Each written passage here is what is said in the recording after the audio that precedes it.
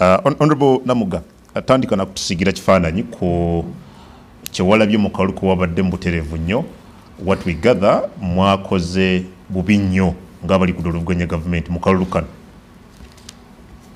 Nzikiriza nyongere okuyozaayoza bannayuganda bonna bagenze Makka naye mu ngeri enjawulo ababadde abeewange mawogola era nsaba Allah bawemu ekisingayo bw'obulungi ate omanyi yeno hijja esembyeyo nga tuyingira akalulu so ate abasinga batutegeezezza nti basabidde emirembe mu ggwanga katusabe nti esaala zaabwe n'okusaba kwabwe baziyitaddwa mu lusiraamu nti Allah jaziwuliza atuwemu ekisingayo obulungi. Bw'oyogera kalulu k'abavubuka nze sikutegeera munnayuganda yonna ayinza okubuuza nti waabadde yakalulu gwe nga obadde agoberera waabaddeyo okulonda so wali wadde ombuuza nti Honorable Namugga bino ebyatambudde ebyefaananyirizaako okulonda wabirabye otya so nsaba okutegeeza eggwanga nti bw'otunuulira akalulu k'abavubuka nga bwe katambudde ndowooza Adam njagala abakulembeze tutandika okufuna omutima ogwagaliza eggwanga n'okulowooza ku kifaananyi ekigazi okusinga ku kibiina mu wangaalira yensonga lwaki tutambulira mu nfuga oba mu nkulembera ebibiina ebyenjawulo era ne tuba nga tulina amateeka agatufuga mu kalulu n'abavunaanyizibwa mu kutembeeta akalulu oba mu kukalondesa. Nsaba okutegeeza eggwanga nti ndi mwennyamivu nnyo ku saidi Electoral Commission akakiiko akalina okuba kaakalabalaba mu nsonga z'okulonda. Ekisooka twafuna ekizibu ekyasooka nga bali recruiting aba supervisors twekubira enduulu nti ba supervisors bano baali babalonda balonda abantu aba NRM Konko mbadde kansala n'engwa mbadde wa Honorable Kasoro chief campaigner ne siina kifo kale ne weesanga nti okuva recruitment ejjukira bano ba recruitinga be bakola emirimu gino gyonna egiddako kati bwava ku recruitment yali very unfair kituufu buli muntu abaako kyawagira naye abaana bano balemereddwa okwawula wakati w'obuweereza obugatta abantu n'obuweereza bw'ebibiina byabwe. Namba 2 be bano abaana era abaakozesebwa nga twa-updatinga registers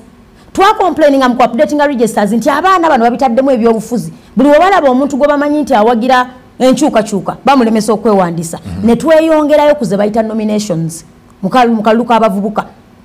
Abavubuka bano ekyabadde ewaffe Sembabule ne bye nawulidde mu Uganda yonna naye ngenda kuwa evidence ewange nti ne foomu zizokka zokka okuzifuna ku baana bano ababadde baagala okwesimba olwabadde lutalo. Adam sub county ye gazetted place oba kyekifo ekyasalwawo okutuulibwako Electoral Commission kuba telina office mu buli every sub county balina office ku district naye tebatambula kudda mpaka wansi kati sub county headquarters owalina okuba ekifo abaana bano supervisors webatuula. Saba okutegeeza eggwanga fe abafa ab'Essembabule tubadde tunoonya banoonya amasimu gaabwe tegabeerako tebabuuzibwa bibuuzo kubanga balina orders gye bazijja ne tubanga forms zonna abaana abange ze baakozesa twa photocopying ofuna form okuva ewalala n'ogyokesa amavuka ne bafiiringa forms beerwanyeeko okuyita mu mbeera eyo. Jjukira nti bw'otuuka mu constituency ng'ey'ekyalo osaba sub county erina ebyalo nga 49 distances batambula mpanvu naye oyogera ku muvubuka atalina mulimu omuvubuka eyeeyiiya ng'otambuza olugendo lwo luwanvu. Kaakati twatuuse ku lunaku olwabadde Lusembayo yali deadline y'okusabumitinga forms zino okugenda okuba nga obeera nominated. Njagala nkubulira Adamu abaana baatukolako effujjo. Number 1 nze nnyina ku sub county gye bayita Mitete omwana bamuyita Karuhanga ye yajjako essimu ne ku sub county teyali nnyawo ne tugezaako munoonya twamusanga mu kifo ekimu ku ofisi y'NRM bayitawo bituntu ofisi y'NRM ng'atudde n'omwami ali awo w'NRM bajjuza empapula ne mubuuza nti mwami Karuhanga wano wooli abaana bano abakwagala okusubmitting empapula zaabwe bakufuna batya nambuuza ngani. So what I did nenkuba essimu ku Electoral Commission naye nagamba essimu temala kawabeerewo evidence nenvuga emmotoka nengenda Essembabule so baamala mukubira bakamaabe ne bamugamba nti ddayo gy'obadde olina okukolera. Adamu we yali alina okukolera yatuukawo ssaawa 8 n'ekitundu bwe zaawera 10 n'abagamba mmaliriza sina mulala gwenziramu kuwandiika. Kaakati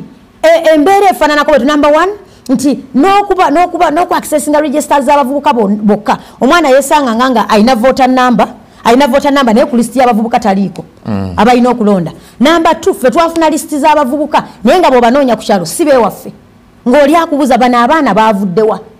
bagenda mu masomero ne bawandiika abaana ne baforminga part of the register for the youth naye nga mu kukyalo tetubategeera naye ng'omwana nga muvubuka alina voter number emyaka gyegyo naye nga ku register taliiko kaakati ekyasinga okutwewuunyisa yeggombola y'emitete sebo ffe mu magombola gonna ng'owa nuupu oba opposition yena olina okujja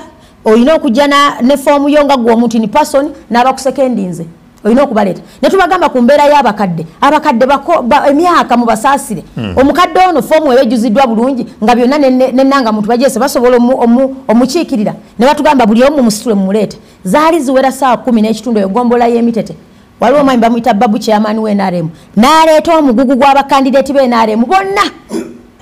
empapula zonna omulundi ogwo n'azireeta eyo yensasagge yannemesa okujja luli ku lwokubiri ebyaggwere poliisi kusemba bwe twavayo ssaawa 9 ogw'ekiro nga kyetuwakanya abanuupu obagambye jangini person n'abo abakweyimiriridde naye w'NRM azireese lumusebo n'abo abaleese empapula mu ngeri eyo ffe bwe tusuubira nti eyo subcounty tetwanominatinga bendinzaapu nga nabo babalonze so kuli tekwabadde kulonda nze bwombuuza okulonda kuli tekwabadde kulonda NRM yakutte empapula nejjuzanga bweyagala abantu munoonya banoonye bakugamba bano tutandika ssaawa 3 ogenda obasanga babagambye badduseewo amasimu tegaliiko so really it was a scam and a disappointment kusaidi yaffe ng'oludde olwalula gavumenti Namuga muga nti maanyi g'abavubuka kalulu k'abavubuka tugenze mu kalulu k'abavubuka kennyini but you couldn't show result naye ofunye bulungi era okyambuuza akalulu k'abavubuka nkugambye nti tewabaddewo kalulu oyogera ku kalulu nkugambye tewabaddewo kalulu ate ombuuza akalulu k'abavubuka kekali luddako ombuuza adamu njagala ensonga zo tuzitulira bannayuganda akalulu kabadde luddako but waliwo ebyalo ebimu gye mwawangudde yo kyabadde kyanjawulo ku kyabadde ewo kakati njagala okutegeeza mwawangudde mutya mu byalo ebimu adamu njagala okutegeeza singa abaana bakubuulira ekyabaddewo awo awamu we balemereddwa NRM yanominatinga abakandidate batuuka kwolwo olunaku akandidate ajje bamulonde n'abula banoonya erinnya kubajjukira bo bakwata empapula n'ajjuza ebifo 9 n'abijjuza bagenda okutuuka ku lunaku olwo anoonya erinnya basoma Kawalya Ronald n'essimu bagikuba teriiko olwo kandidate n'abula kati awamu by God's luck ne muwiningawo kati ewalala abamu abeerwanako so there were exceptional circumstances naye nga bagamba nti kaali badde kalulu abaana abo balina okukuŋŋaanya mbuuza nti baali balina kulondera luddawa njagala obuuze yenna baali balina kulondera ku kyalo ku sub county balonderawa